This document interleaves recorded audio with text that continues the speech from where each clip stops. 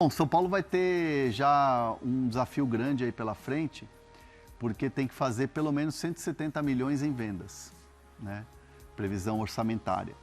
E o São Paulo hoje não tem proposta por nenhum jogador, mas internamente se avalia que existem alguns jogadores que podem ser vendidos na janela e que podem receber proposta. Um deles é o Bobadilla. O Bobadilla é um jogador que está bem hoje no São Paulo, tem uma posição de destaque e é um jogador que pós-Copa do Mundo pode se valorizar muito. Então é um jogador que o São Paulo trabalha como um dos atletas que devem receber proposta e proposta de fora. Se eu não me engano, posso estar enganado, o Edu Afonso fez uma entrevista com o Bobadilla e falou sobre essa coisa de jogar no futebol europeu, um sonho, um dia e tal. Então, assim, o São Paulo trabalha com esse nome. Outro nome que o São Paulo também trabalha, mas aí é porque o mercado já se movimentou em outras janelas e ele tem muita sondagem do futebol turco, é o Ferreirinha. E aí a gente trouxe ontem a sondagem que o São Paulo fez pro Wesley. Que a gente falou, joga pelo lado lado. Que o lado direito já tem o Arthur.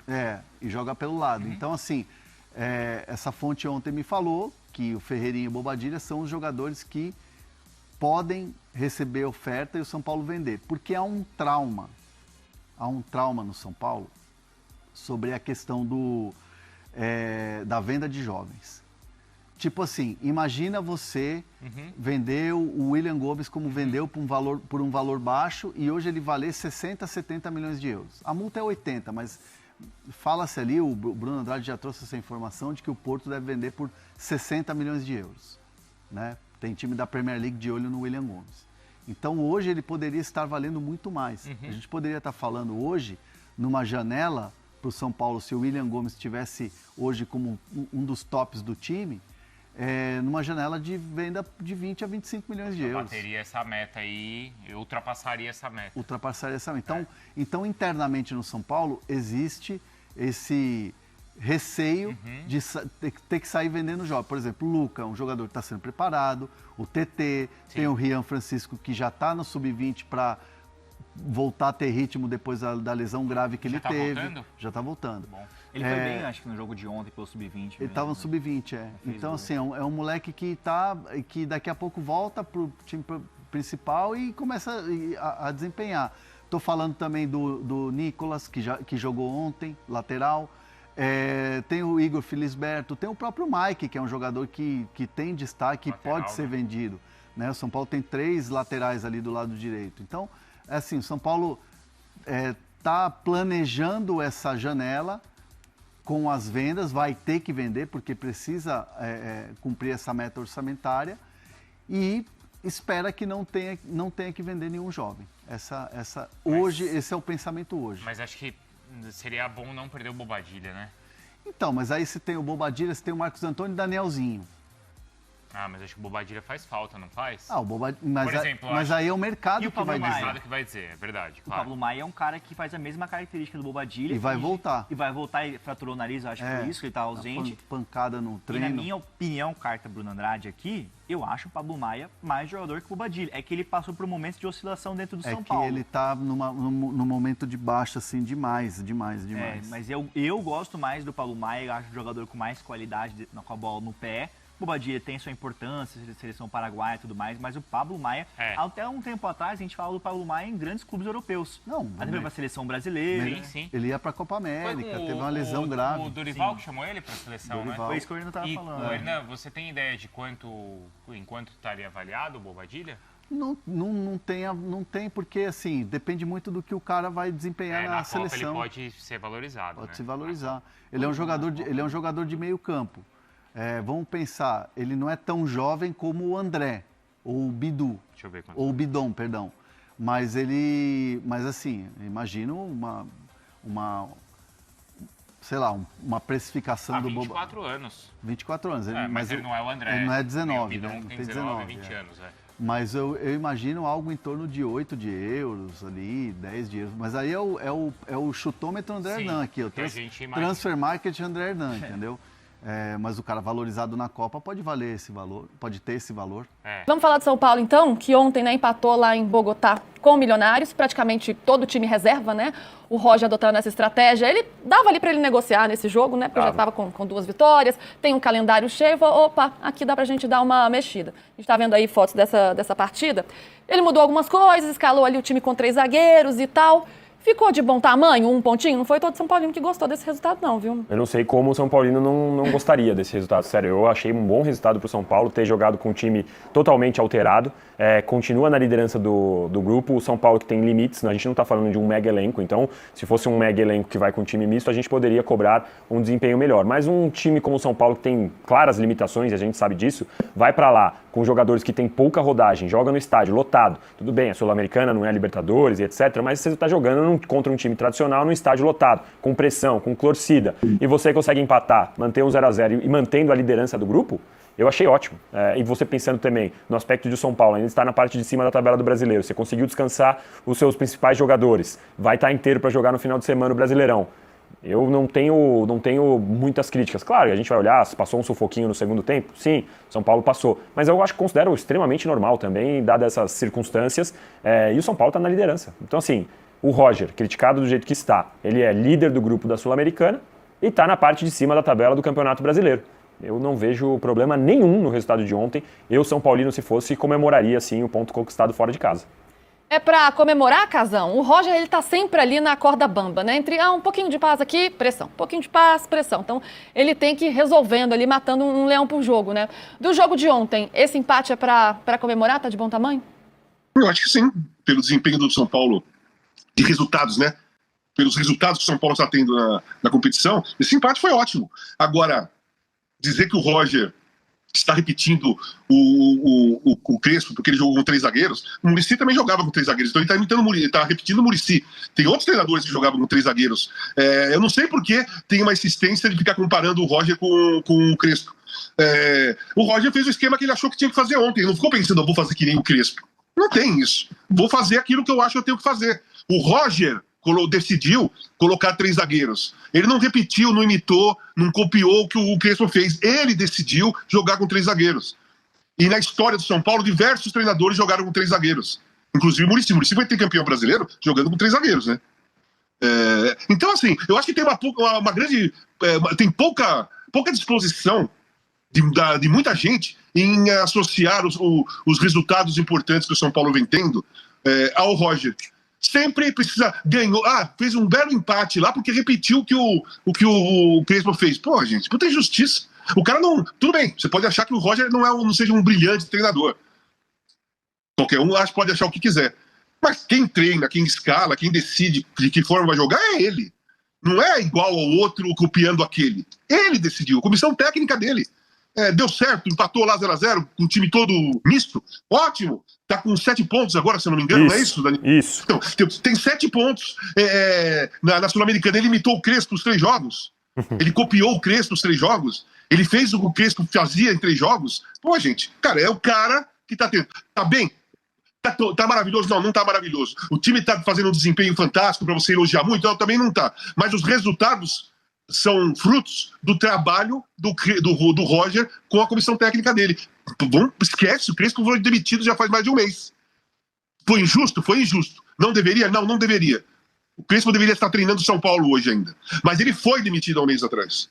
Então tudo o que aconteceu de bom e de ruim de lá para cá está nas mãos do trabalho do Roger, ou é só quando perde, o Roger é fraco, não tem condições de ganhar o São Paulo. Quando ganha, claro, ele escalou igual o Crespo fazia. Porra, isso não é justo, cara. Não é justo. É porque pode soar como um desmerecimento ao trabalho dele. Ele repetiu o Crespo, então as coisas deram certo. É curioso, assim, que até no caso do Flamengo também é parecido, mas de um jeito contrário, né? Tudo que dá bom pro Flamengo, o Leonardo Jardim, como se o trabalho anterior não tivesse sido incrível como foi do Felipe Luiz. E no caso do São Paulo, tudo que dá errado, mas é por causa do Roger, tudo que dá certo, porque remete ao Crespo.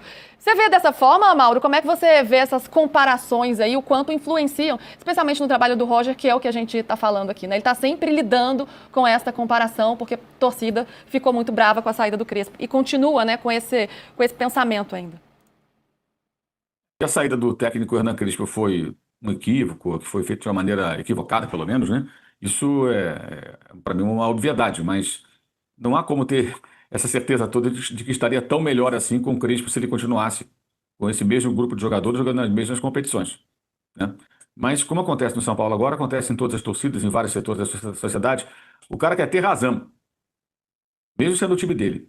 Meu time perde, mas eu tenho razão. Meu time perdeu, mas eu tenho razão. Olha só o que eu falei, né? Cara, acabou, virou a página, tem que seguir, né? E ele vai conviver com isso o tempo todo, não vai ter jeito. E no imaginário dessas pessoas, São Paulo estaria liderando o brasileiro e ganhando todos os jogos, porque o Crespo operaria esse milagre, seria um milagre. O começo foi bom, ele vivia um bom momento, mas muito pouco, gente, é uma amostra pequena, e a realidade do elenco de São Paulo é essa. Mas acho que isso só vai acabar no dia que o Roger foi embora de São Paulo. Infelizmente, ele vai ter que conviver com isso, acho que o tempo todo, pelo jeito. Qualquer coisa que ele faça vai ter crítica, comparação, não tem jeito. Você citou aí o caso do Felipe Luiz, é a mesma coisa. Acontece a mesma coisa. O Flamengo ganhou de 4-0 domingo do Atlético Mineiro, tinha torcedor em rede social, falava, viu, melhorou, eu estava certo. Mas quem garante que se o Felipe continuasse não estaria bem? Né? No dia dos 3-0 do Bragantino, o cara não falou nada. É assim, o tempo todo assim. Aliás, o time que o Felipe Luiz treinava só foi eliminado da Copa do Mundo de Clubes por esse Bayern que jogou ontem, empatou em 120 com esse PSG que jogou ontem, foi o único campeão do Chelsea, campeão da Copa do Mundo de Clubes, né? E os caras reclamam. Quer dizer, você imagina? Não adianta. Isso acho que é questão muito do momento que vivemos, sabe? Independentemente do clube. Não só do São Paulo, não só do Flamengo e qualquer outro clube. Enquanto isso, o Rui Costa, Maciza, eles soltam no máximo um comunicadozinho ali. Ah, não, vamos ficar, uma entrevista ali, outra entrevista. O cara devia dar lá, dar entrevista, dar o peito, falar, é isso, vai ficar, a gente vai... Porque senão, enquanto isso, vai ficar o Roger apanhando sozinho lá. Não adianta, é muito triste o que a gente vê feito com o Roger. E, de novo, não estou dizendo que o Roger é perfeito, treinador maravilhoso, não é isso. Mas a perseguição que existe por conta dessa novela do Crespo e a diretoria do São Paulo fica quietinha, porque aí fica bom para eles. Dá a sensação que se ele não ganhar 5 seguidas, ele vai estar sempre... Não vai ganhar 5 seguidas e na sexta, quando perder, vão falar, nossa, olha, se fosse outro ia ganhar 6, não ganhar 5. Porque se você olhar todos os resultados do São Paulo, não há nenhuma anormalidade. Não considerando o tamanho do São Paulo, a história do São Paulo, considerando a realidade do São Paulo de hoje.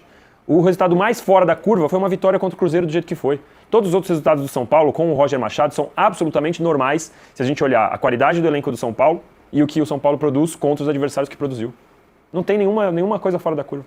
Falando em qualidade do elenco, ontem ele pôde observar mais, né? Porque mexeu muito o time, colocou muitos garotos. Quero ouvir o pessoal aqui sobre isso, todo mundo debatendo aqui. Mas antes, vamos ouvir o Roger sobre os 3 zagueiros, sobre essa mudança na formação tática do time. A ideia para esse primeiro momento era justamente oportunizar a chance para aqueles que tinham menos minutos, rodar o time, mas também trazer uma equipe mais fresca e descansada para conseguir competir como a gente competiu dentro desse contexto.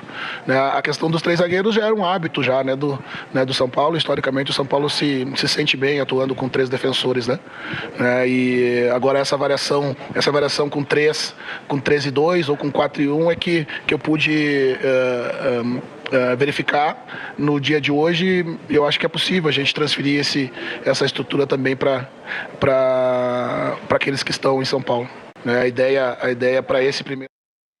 Ô, Casão, o Roger falando aí, né, ele vai ao encontro do que você citou, né, que é uma formação histórica do São Paulo, não foi só o Crespo, né, outros times também se utilizaram desse esquema com 3 zagueiros, né, como o Muricy, né, que foi super campeão, enfim. E ontem ele, como eu disse, ele pôde observar um pouco mais o elenco rodando um time. Dá para pensar nesse São Paulo, com o elenco que tem, e cada vez mais, a gente sabe a força que o grupo tem, a importância que o grupo tem no calendário tão apertado, dá para pensar nesse São Paulo aí em mais de uma frente? Como administrar tudo isso? Ele está tentando fazer isso na Sul-Americana. Os resultados, por enquanto, acompanham. Não, assim, é só ter a realidade e jogar aberto, ter transparência. São Paulo pode ser campeão brasileiro? Não, mas São Paulo pode ficar entre os 4. Né? São Paulo pode ficar 4º, 5º. É um time que pode ficar lá em cima onde está. Mas disputar o título do Campeonato Brasileiro, nem antes de começar o campeonato, era um time cotado para isso e não é um time cotado para isso. Não dá para competir 38 partidas e ir de volta contra todo mundo, com o Palmeiras e com o Flamengo. Né? O Flamengo e o Palmeiras vão ganhar muito mais e vão perder muito menos. Então esquece o Campeonato Brasileiro como título. Não vai disputar o título. São Paulo não vai disputar o título do Campeonato Brasileiro, mas pode ficar lá em cima entre os 4. Sul-Americana, pode ser campeão. Copa do Brasil, também pode, porque o torneio permite. 2 jogos e de volta, pode. Como pode ser eliminado pela Juventude, porque não vai ser fácil jogar lá em Caxias do Sul. O segundo jogo ganhou só de 1-0 aqui no Morumbi.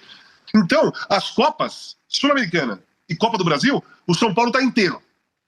pode disputar título, pode ser campeão sim. Agora no brasileiro não. Então é só ter a realidade, só falar a realidade, não ficar enganando torcedor. Só que no São Paulo, se falar essa realidade, o cara é demitido, né? Porque foi assim que o Crespo foi demitido. Todo mundo, as pessoas não entenderam o que o Crespo falou, né? Ele não estava falando que o São Paulo ia fugir do rebaixamento. Ele falou que o primeiro passo era fazer 45 pontos. Que aí você fica sossegado, fica fora da zona de rebaixamento, da luta pelo rebaixamento. Mas ele não disse que o objetivo... O Casão desconectou, daqui a pouco ele retorna, a gente continua ouvindo o Casão. O pessoal aqui está falando ainda sobre o Roger, né? Tem um comentário aqui falando do Wesley, que o Roger está pagando pelos erros passados da diretoria, e o Roger muito no alvo, né? Muito no front ali, enquanto a diretoria está ali, né? A diretoria tomou uma decisão impopular, mas quem está mais na frente ali no alvo é o Roger. Casão, a gente está te ouvindo, mas ainda a gente não está te vendo. Agora voltou. Assim, não, só uma coisa rápida para eu finalizar. No São Paulo, o Crespo caiu porque ele deu aquela entrevista falando que o São Paulo tinha que fazer 45 pontos. Mas isso não significava que ele estava falando que o São Paulo ia jogar para fugir do rebaixamento, né? O primeiro objetivo de todos os times é chegar nos 45 pontos. E depois vai disputar o título. O cara pode fazer 80, mas ele tem que passar pelos 45. Né? Então foi uma entrevista realística que derrubou o cara. Então o São Paulo é obrigado, o treinador, ir lá e falar assim: não, nós estamos aqui, nós vamos disputar o título do Campeonato Brasileiro até a última rodada. Enquanto tiver chance, nós vamos disputar e tal. Tem que ficar vendendo ilusão, né? O São Paulo pode sim ser campeão da Copa do Brasil e da Sul-Americana. No Brasileiro, tem todas as condições de ficar entre os 5 primeiros, mas não entre o primeiro e o segundo. Família, mais um giro de notícias importantes para vocês ficarem atentos e atenados sobre tudo que está sendo falado, especulado, noticiado no dia a dia do Bastidores do São Paulo. Então já peço humildemente seu like, se inscreva no nosso canal e ative o sino das notificações para você sempre receber atualizações importantes do maior clube do Brasil. Então já peço humildemente seu like e é isso. Um grande abraço para você e até o próximo vídeo. Não se esqueça de se inscrever no canal. Valeu, um grande abraço e até a próxima. Vamos lá, fui!